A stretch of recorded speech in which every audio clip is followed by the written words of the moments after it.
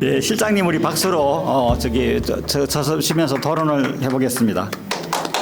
네, 안녕하세요. 조금 생소하실 수도 있어요. 여러분한테는 저희 기관이 생긴 지가 이제 3년 됐습니다. 예, 처음에 이제 2000년에 서울, 부산, 광주가 이렇게 생기고요. 2001년도에 저희 경기, 대전, 대구가 이렇게 생겨서 지금 이제 3년째 기관을 운영하고 있는데도 불구하고 우리 장애인 근로자들의 연락도 많이 오고 또 다양한 고충들이 있다라는 것을 알 수 있습니다. 자, 이야기해 보겠습니다. 이용석 대표님께서 말씀하신 고용에 대한 방향성이 이제 질에 초점을 맞춰서 고용이 지속될 수 있도록 하는 것이 중요하다라는 말씀에 110% 공감합니다. 왜냐하면은 저희 사업 목표가 고용의 지속이에요. 고용 유지거든요. 그러니까 어떻게 하면은 우리 장애인 근로자들이 고용을 지속할 수 있고 그것을 유지할 수 있을까, 그만두지 않을까, 적응할 수 있을까 이런 고민들을 하면서 저희도 이제 사업을 구상도 하고 또 이것도 해보고 저것도 해보고 아직은 조금 시행착오에 있기는 하지만 어쨌든 방향성을 잡아가고 있습니다. 장애인 근로자에게도 취업의 문제는 생존과 존재의 문제입니다. 그러나 그에 못지않게 직장 생활을 이어가는 것, 고용의 지속 또한 중요한 문제라고 생각이 됩니다. 고용이 유지되기 위해서는 근로계약이 유지돼야 하겠지요. 그렇죠. 그렇지만 근로자가 이탈하지 않고 직장에 잘 적응하는 게 필요합니다. 그렇게 되기 위해서는 장애인 근로자를 중심으로 주변 환경의 변화와 인식 개선이 필수 요인이 될 수밖에 없는 게 현실이겠죠. 본센터에서도 장애인 근로자들에 대한 인식 개선을 위해서 가깝게는 가족, 사실 가족도 내 가족, 장애인의 내 가족을 잘 모르는 경우도 사실은 있더라고요. 그래서 가족 그리고 이제 가까운 동료 이런 분들을 만나서 장애 특성과 대응 지침 이런 것들을 이제 상담하고 간담회 등을 통해서 제공하고 나아가 이제 사업주를 만나 고용 관리의 고충을 논의하는 등의 기회를 이제 지속적으로 만들어 가고 있습니다. 오늘은 본센터의 상담 사례를 통해 발달장애인이 직장에 적응하지 못하는 원인의 일부를 살펴보고 개선 방향을 여러분들과 함께 논의해 보고자 하겠습니다.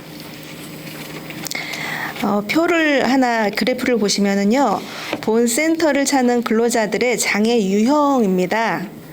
보시면 알겠지만 지적장애인이 가장 많고요. 그다음에가 지체장애인 순, 그다음에 정신장애인 순으로 이렇게 있습니다. 이 통계는 올해 2023년도 9월까지의 현황으로 이제 제가 뽑아온 거고요. 처음 이제 저희가 사업을 시작하던 2021년도에는 이용자 중에 지체장애 근로자가 가장 많았습니다. 그리고 작년인 22년도에는 발달장애인이 지체장애인을 앞섰습니다. 근데 발달장애인은 여러분들 아시다시피 지적장애와 자폐성 장애가 이제 포함이 되지요. 그런데 작년에는 지적장애와 지체장애가 212건으로 사실 동일했어요. 그런데 이제 자폐성 장애가 있기 때문에 사실은 발달장애가 지체장애를 앞섰다라고 보는 거죠. 올해는 발달장애 근로자의 이용이 월등히 높은 것으로 볼 수 있습니다. 이 변화 추이는 본센터의 통계지만 전체 장애 유형의 변화 흐름과 방향을 같이 하고 있다고 해도 크게 벗어나지 않을 거라고 저는 생각을 합니다. 그 다음으로 보시는 그래프가요, 이용자들의 호소 문제를 이제 유형별로 분류해 보았습니다. 여기서 보면 이제 막대 그래프가 가장 높은 게 직장 부적응입니다. 그 다음에 이제 심리 상담, 그 다음에 또 부당 처우 이런 것들이 있는데 17가지 유형 중에 직장 부적응이 가장 높았습니다. 작년에는요, 직장 내 괴롭힘이 가장 높았어요. 그런데 이제 이 앞에 것과 뒤에 것의 그래프를 합쳐서 단순하게 바라보면 발달장애인의 직장 부적응이 높은 것처럼 보이지만 그렇게 결론 짓는 것은 다양한 변수들을 고려할 때 타당한 결과라고 말씀드리기는 조금 어려울 것 같습니다.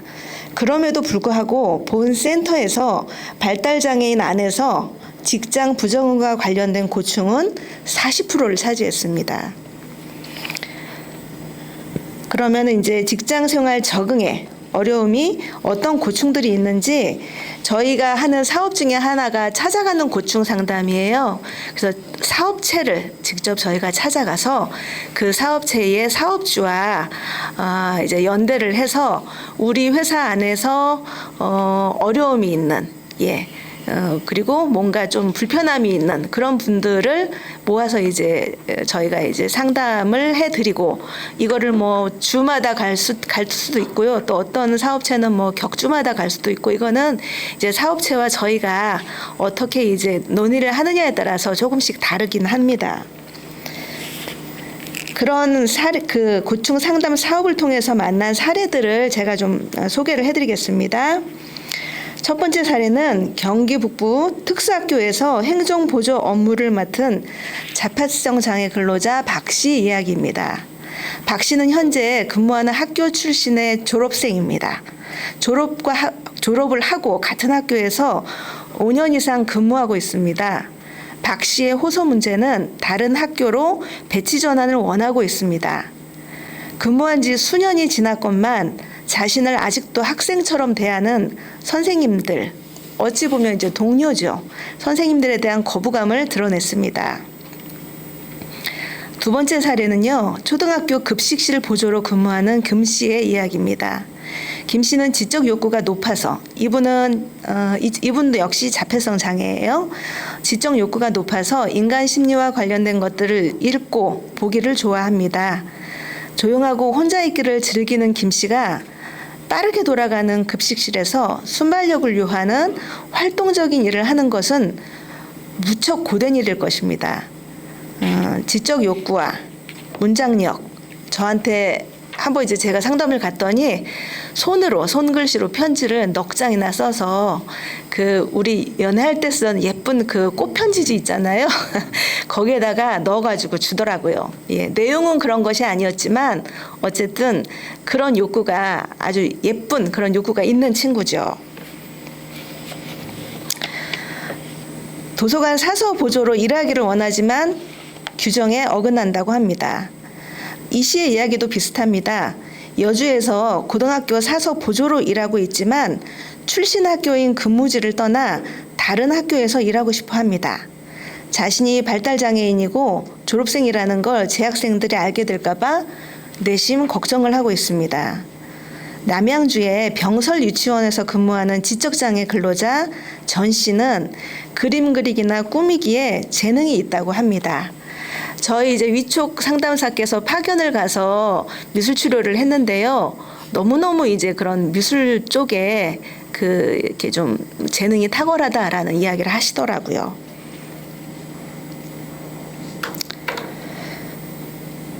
대부분의 그 유치원 교사들은 꾸미기나 만들기 등의 업무가 아이들이 하원한 이후 근무 시간의 대부분을 차지한다고 들었습니다. 그만큼 이제 유치원을 꾸미고 또 아이들의 작품들을 꾸며주려면 그런 것들이 업무의 많은 비중을 차지한다는 얘기죠.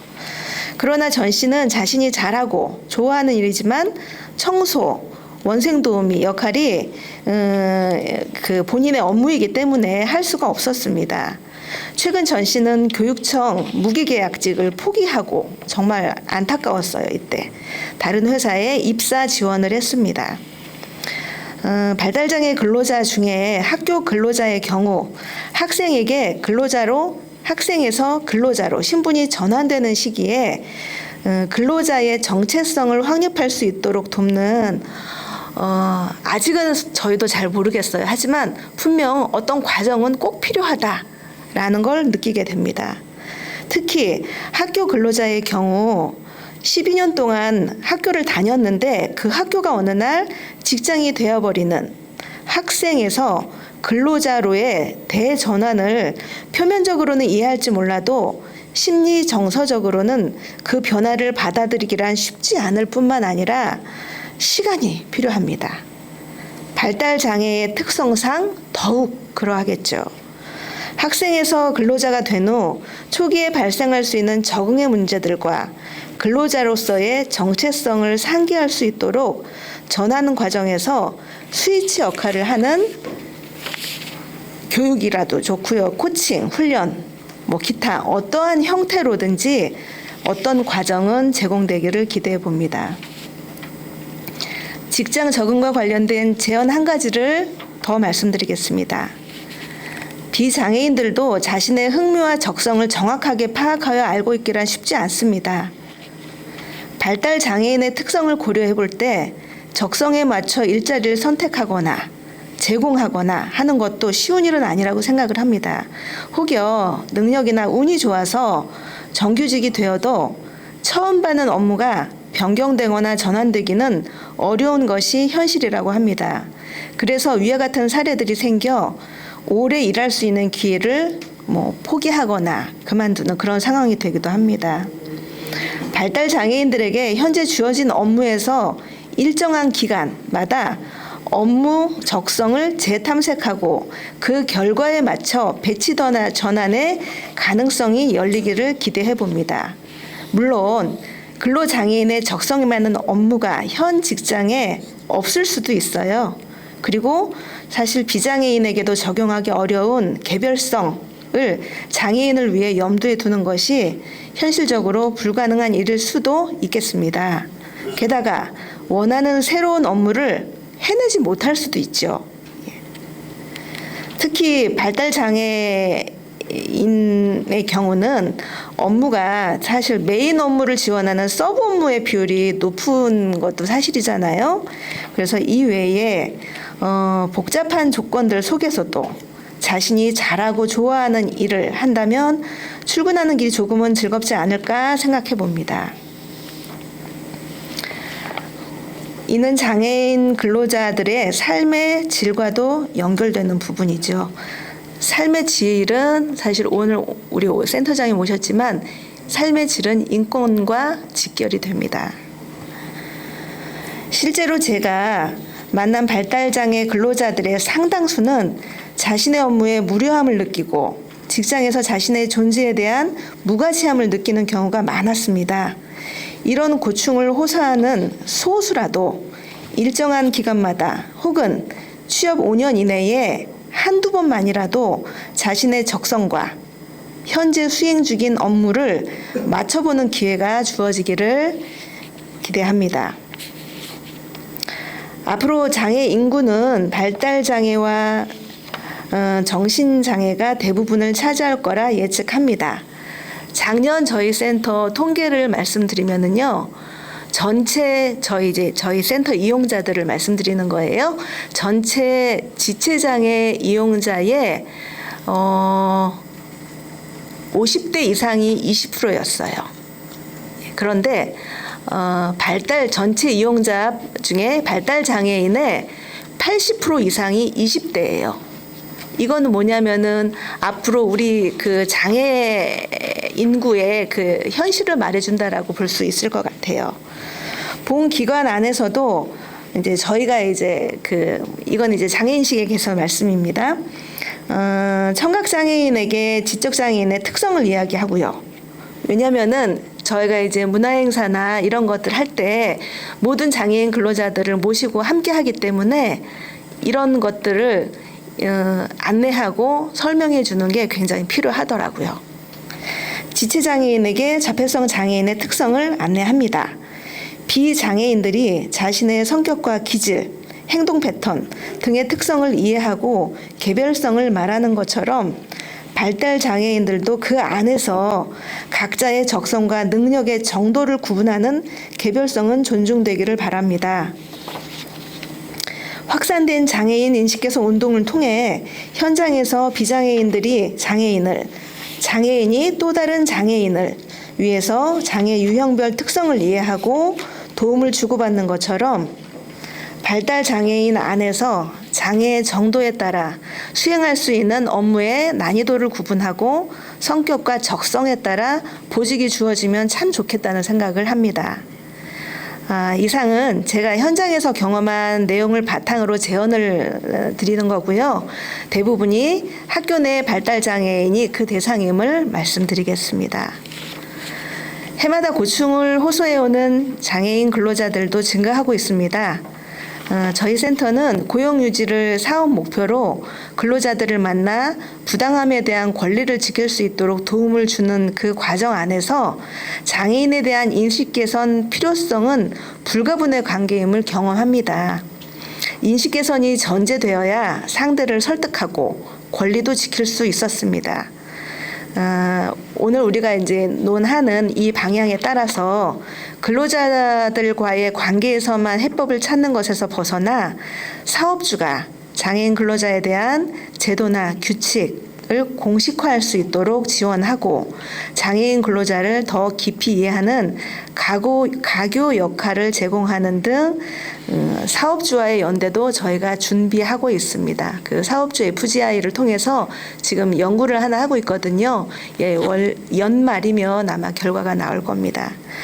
고용유지를 위한 제도나 정책에 발달장애인의 다양성과 개별성을 살리는 방안 모색을 넘어서 장애인 관련 종사자 내부에서부터 다양성과 개별성을 준비하여 맞춤 실행할 수 있는 날을 기대해 보겠습니다. 부족한 글 들어주셔서 감사합니다.